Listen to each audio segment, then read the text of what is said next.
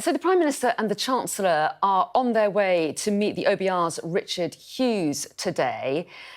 When was the last time a Prime Minister went to meet the OBR like this? It's pretty unprecedented, isn't it? A sign of the real crisis that we're in. Well, it seems to be a very good idea that the Prime Minister and Chancellor are sitting down with the independent OBR, just like the Independent Bank of England. You know, they've got a really important role to play. We all want the forecasts to be as quickly as they can.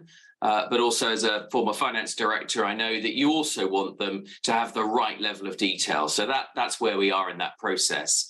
We had to act fast because if we hadn't have acted, tomorrow, the 1st of October, was when energy prices were going to rise across the whole United Kingdom, damaging businesses and households. So we had to act a week ago today. It's really important that we work as we are hand in glove with the Independent Bank of England and the OBR to now put the forecasts in place and move through this. You say you had to act fast. You'd already announced the energy package to support people with rising prices. You didn't have to push ahead with a raft of tax cuts that were unfunded and without the OBR's analysis alongside, which would have shown how much it would cost and how it was going to be paid for, which might have reassured the markets. Well, with respect, the way it's going to be paid for is by coming forward with the plan for growth. So the plan for growth was a detailed set of measures. But people didn't the markets need to see the OBR spelling that out? Well, there's 40 pages of detail in the growth plan. I'm sure you've read that and the OBR's read that, but there's a lot of detail to work through. There's a very significant set of supply side measures to help the economy. There's measures to help prevent strikes that are just grinding this country to a halt. We've heard this week the Labour Party want to give more rights to people to strike. Within our growth plan is reducing the right to strike so that we can keep the economy moving. So with respect, if all we've done is come up with just the energy measures, important and critical and timely though they were, then you'd be sitting here asking us how we were going to get the economy growing. The OBR wouldn't be able to reflect that economic growth plan in their numbers as well. That's what the markets want to hear. They want to hear that we're all working tightly together as we are. I think the Chancellor and the Bank of England Governor have spoken every day this week, but also how we can put the credible plans in place that we need going forward. So if you accept that the markets need to see the government and the OBR working close together, do you accept then it was a mistake not to release an assessment from the OBR at the same time as the mini-budget? Yes or no? Well, Anna, the OBR at that point wouldn't have had access to the growth plan, as I said. No, they confirmed last night that they could have produced a forecast in time for the mini-budget. Well, that forecast wouldn't have had the growth measures in that plan. They would have been finalised in the hours before the Chancellor stood up. It was right that he did that first in Parliament, and there's a very significant amount of supply-side measures that now over the coming weeks, and have said before, as quickly as possible, but in as much detail as necessary to give the credibility to those plans, that the OBR will want to be reflecting that significant supply side reform. You know, getting our energy the transition to a new clean energy going at real pace, building some of the infrastructure that hasn't been built for many years, making sure that we're bringing more affordable housing to the market. You've got to look at all of that in the round, and the forecast the OBR could have produced in advance would have been a static forecast that wouldn't have had the ability to reflect the growth plan that the Chancellor's brought forward. OK, so there's this meeting going on today with the OBR. Will we see a report from them ahead of that November the 23rd date that the Chancellor has given us so far? Will that be brought forward? Well, I think, Anna, the point about an independent OBR is that they've got to be given the freedom and ability to do that. I'm sure if they could, they would, and that's a decision for them. But it's not for me or anyone else to dictate that to them. So we might get one before if the OBR decides to produce one. That's what you're saying? Well, what I'm saying is we've got to respect the independent OBR, and with respect, I'm not coming on Sky News to tell or ask the OBR what to do. It's a shared endeavour. We need to provide the necessary detail of our plans. That's what we are focused on, and then the OBR will want to do their job and do that with the right degree of diligence to be able to come up with their forecasts. It's not easy. There are lots of moving parts. Controlling inflation is not easy. The impacts on the supply chain of Putin's aggression in Ukraine is cascading through many parts of the economy. Government's got a comprehensive set of measures designed to deal with the immediate crisis in energy and to grow the economy thereafter. And going into this, remember we start this in a strong position. We have the second lowest level of debt to GDP of any of the G7 nations, and our economy is strong, resilient, and flexible. And yet we've had chaos on the markets. We've seen the pound slump. We've seen chaos in the bond market as well that has seen an unprecedented move by the Bank of England to intervene. What did spook the markets? What would you say the reason was now? Well, we've seen difficulties in lots of international markets. This week, obviously, the UK has been quite challenging, but the German inflation figures that came out yesterday were an unprecedented level of German inflation, 11%. That's the highest since the single currency ever came to being. I suspect it's one of the highest in German history. Earlier this week, we saw the Nord Stream pipeline that this time last year would have been putting 160 million cubic litres of gas coming from Russia to Europe to help power all of our energy. Yesterday there was 0 litres of gas coming through that pipeline. So we're in a period, you've got to look a little bit about the wider context that we're in.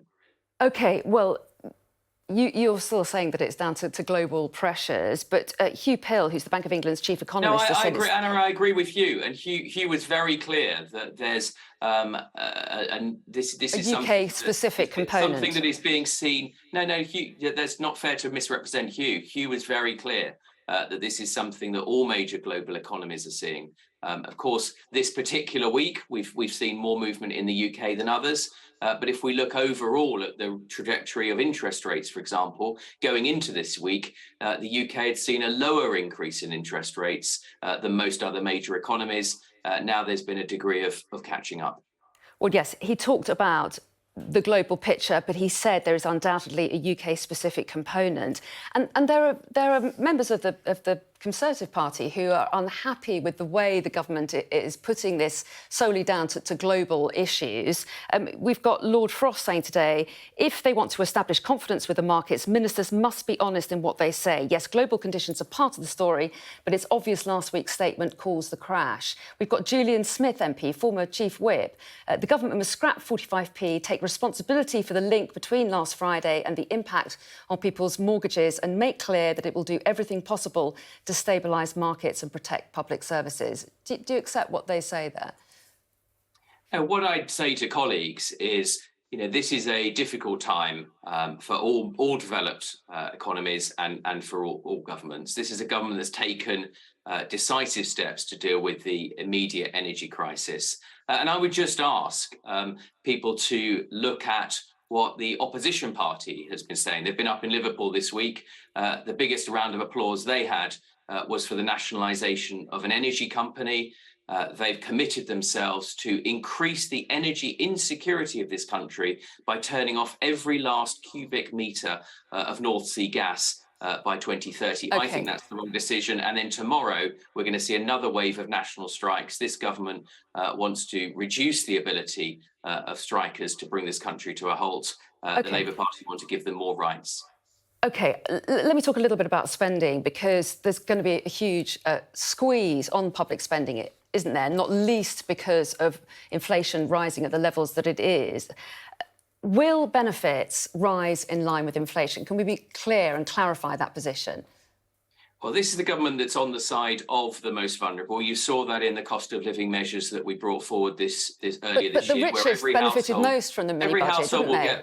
Every household will get £400, but the most vulnerable 8 million will get £1,200. So I think you can look at our actions there. There'll be a normal uprating process that's followed that'll make those decisions in due course. So again, that's not one for this morning, Anna, but that normal process will go through. None of these choices are easy. The biggest fiscal intervention that this government has made is that energy package that means from tomorrow, the 1st of October, when bills would otherwise be going up, the bills for the average household will now be around £2,500. That's significantly less. And it's giving everybody in the economy, businesses and households, the confidence to get on and do what they need to do. Why is it possible to announce a cut in the top rate of income tax for the richest people, but it's not possible to confirm whether or not benefits will rise with inflation? I don't understand why one decision can be made and the other one we have to wait for. Well, there's a normal process around the annual round of how benefits are uprated. That's not something that habitually. And normally they would rise with inflation. Normally, one wouldn't sit here at 7:14 on Sky News, with respect, Anna, and announce the normal uprating package for benefits. That'll be for ministers and secretaries of state to decide over the coming weeks using the normal process. And what about the squeeze on public services? There are some suggesting that given the commitments that have been made as far as tax cuts are concerned, given the rise in inflation, there's going to have to be a real squeeze, and it could be in line with the austerity measures that we saw those years ago. Well, that's speculation. What I know, because what has been said by the Chancellor, is that he's absolutely committed to the current spending round, the comprehensive spending round that's been in place for some time now. And he's confirmed that he's not reopening that. So that will see public services continue to be funded consistent with what's in that spending review. What do you make of this latest poll that's come out, the YouGov poll, that gives Labour a 33-point lead? That would suggest if there was an election tomorrow, there'd be a Tory wipeout. Has this government already lost the confidence of the public? Well, the public will decide that, but what I would use that poll as a reason to look in detail at Labour's policies. Customers, citizens across the country that aren't going to get their post delivered tomorrow, that aren't going to be able to take the train to work or visit family, can make their view about whether the thing that the country needs is more rights for striking workers, whether when a lot of our economic challenges and headwinds are due to the lack of energy insecurity. I mean, the exception here is the dollar. The dollar is very strong because the US has great energy security and energy independence. We don't. We're on that journey.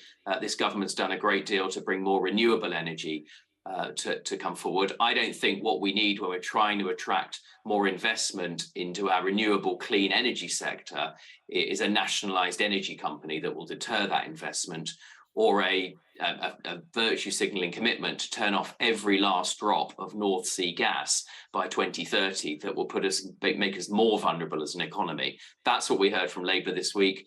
If that's what people want, then they know where to get it. But I don't think that's what's right for our economy.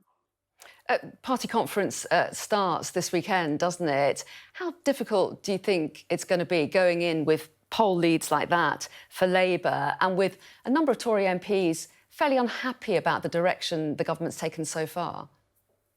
Well, I'm really looking forward to the Conservative conference, looking forward to hearing from all of the secretaries of state, the exciting sell-side, supply-side reforms in their area, whether that's improving childcare, whether it's building more homes, more affordable homes in the right places, whether it's looking at how we can really unleash the potential of the economy, our science and innovation superpower.